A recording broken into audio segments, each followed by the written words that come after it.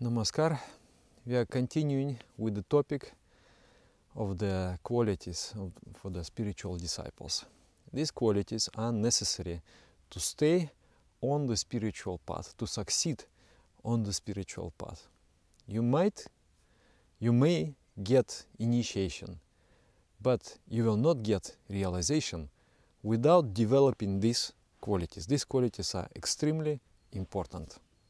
So in the last session we discussed the quality of Shraddha. Shraddha means to have utmost respect for the path, for the ideals, for the Guru. And Shraddha means also devotion. It means faith. To know something as true and to direct all the capabilities, all the energies of the mind towards attainment of this truth. So today we will continue and we will start from the beginning of the shloka. Shanta Vinita Shudhatma Shradhavana Dharana Kshama Samartascha Kulinascha Pragya Satcharita Jati Evamadi Gunair Yukta Shishyo Bhagavati Nanitha. Disciples must possess such qualities. The first quality is Shanta. What is Shanta? Shanti in Sanskrit means peace, composure. Prashanta Himalayas. In the Himalayas, the Shanta, the peace, is expressed so clearly that it becomes Prashanta, means you can feel it externally. So Shanta means peace. And disciple must be Shanta, peaceful. What does it mean? Every action originates within the mind. The action first appears in the arena of the mind, and then later on we express that action externally. Or we may not express it externally. So Shanta means the one who controls the actions. It is not the mind working, the mind's work is whimsical. Whatever is there is just rolling on, without your involvement, without your permission, without your recognition. No. It will only appear because you want it. Wow, this is such a quality. This quality hardly any human being possesses it. But this is the quality to strive towards. And especially there are like three special actions. They are important in the spirituality. They are called Shravana, Manana, and Nididhyasana. Shravana means hearing, to hear. The mastery over these actions is quality of Shanta, of peacefulness. And you can only master these actions if you are peaceful. So Shravana means a perfect hearing, when you can hear.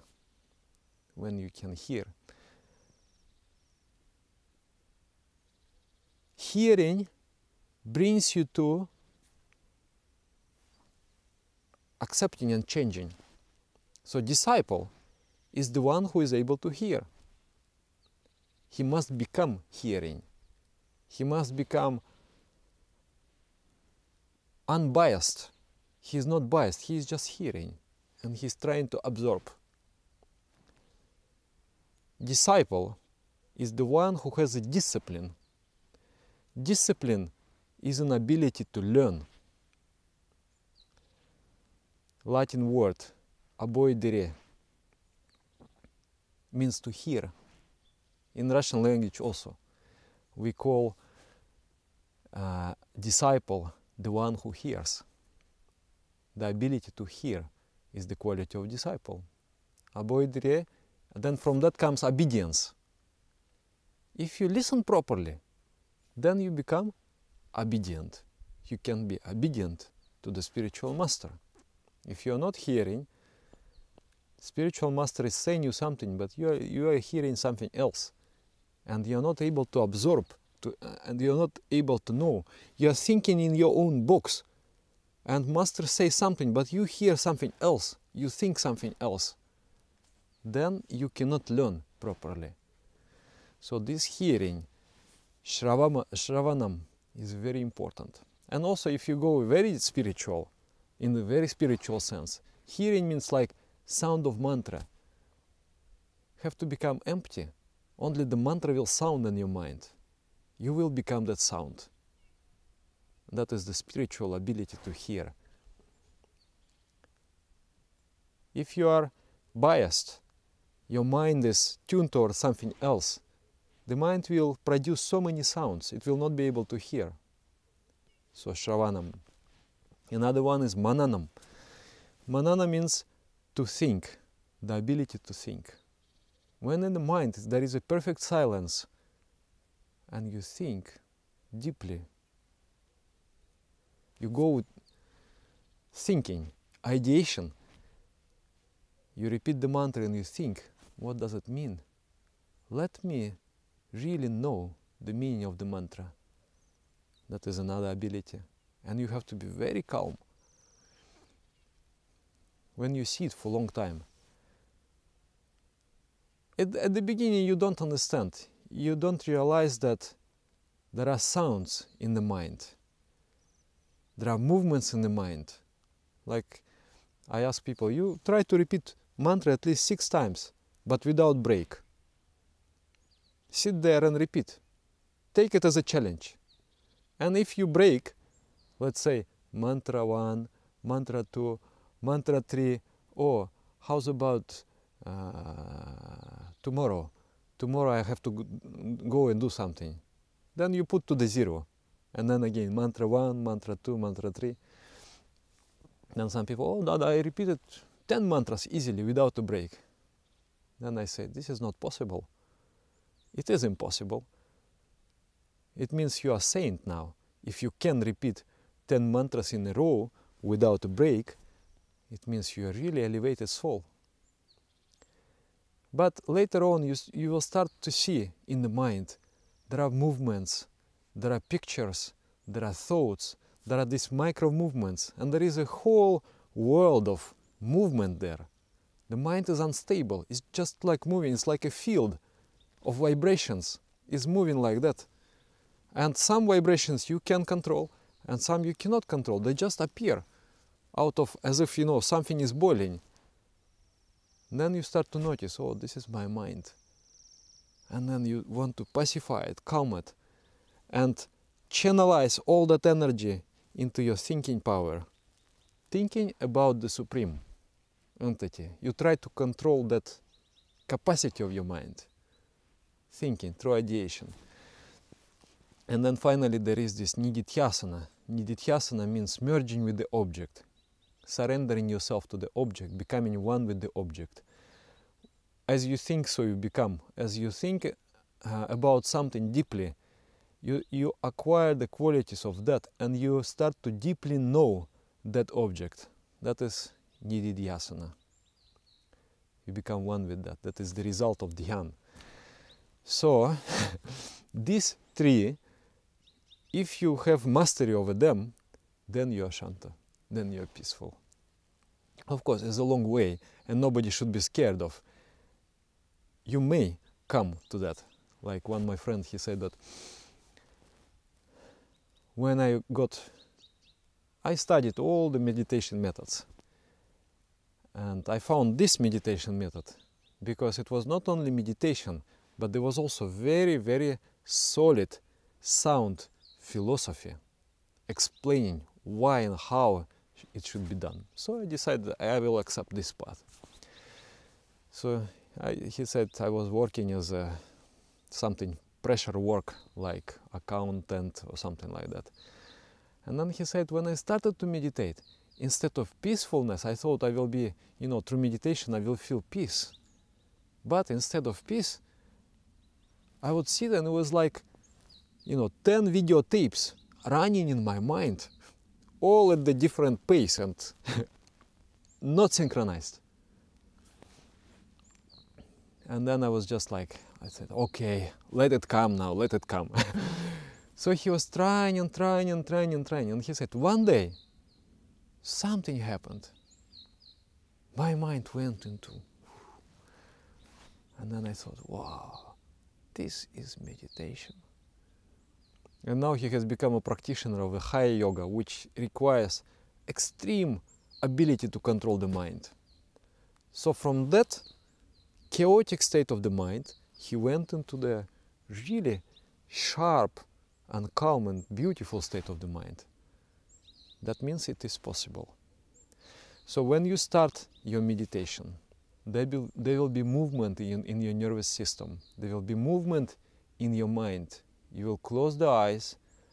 Maybe hardly 5 minutes you will be able to concentrate. And then you will feel an inner urge. Okay, this enough. I have practiced enough. It seems like already 1 hour passed. Let me go and do something. So this urge to do something, to move, is the presence of Rajaguna inside the energy of mutative energy, dynamic energy within the body. There are 3 energies: sentient, dynamic and static. So static energy, when it dominates the mind, you fall asleep. When dynamic energy dominates the mind, then you cannot sit, you will have to go do something. And sentient energy is when you just sit and you don't have to do anything, you're already happy, you are completely peaceful. So how to develop? Just let yourself be and decide, okay, first of all, you put alarm clock. Put alarm clock for 15 minutes. And don't worry. 15 minutes I have allocated for my practice. It means it's okay. The world will not stop. All these thoughts, all these things that I have to do, they're very important, but I will do them later. After 15 minutes, these 15 minutes, let me do this job of restraining my mind, this job of controlling my mind, and then you sit. And then do it every day, twice a day. What helped to me, I was feeling this problem that I become so restless in meditation. I just cannot sit, I cannot concentrate, I just want to blow up. Then, even a few times I dropped the practice of meditation. But then somehow some force was returning me back to the path. And one day I thought, this is the problem in my mind. I need to do something about it. Then I decided I am going to meditate anyhow, twice a day, whatever will happen. Even the nuclear war will happen in my brain, I will still sit and meditate. So I put an alarm clock here. Until it rings, I am not going to move. And then my mind surrendered. I thought that, okay, if I'm still going to suffer through it, let me better enjoy it. If I know that I will still force myself to meditate, then better let me have a good time. And then some part in me died. This restlessness just went away, and I start to enjoy meditation. So this inevitability of practice, that you do it anyway, anyhow, helps to mind calm down, helps to the mind to calm down. Because if there isn't a possibility, like there was this, Chinese war of art, there is this one interesting instruction that the commander should not encircle the enemy, because if the enemy is encircled, then they will fight. And for one your soldier, for one their soldier, they will take 3 of yours. So leave some escape route for them, at least the idea that they may escape. Then they will not be able to fight, because they will think, should I escape or should I fight? There will be no, clarity in the mind. There will be no clear decision. So, when we sit and meditate, we should give the mind no scope. We should say, I'm going to sit 15 minutes, whatever will happen, I'm going to sit. And then you will be able to focus, because there is no way to run.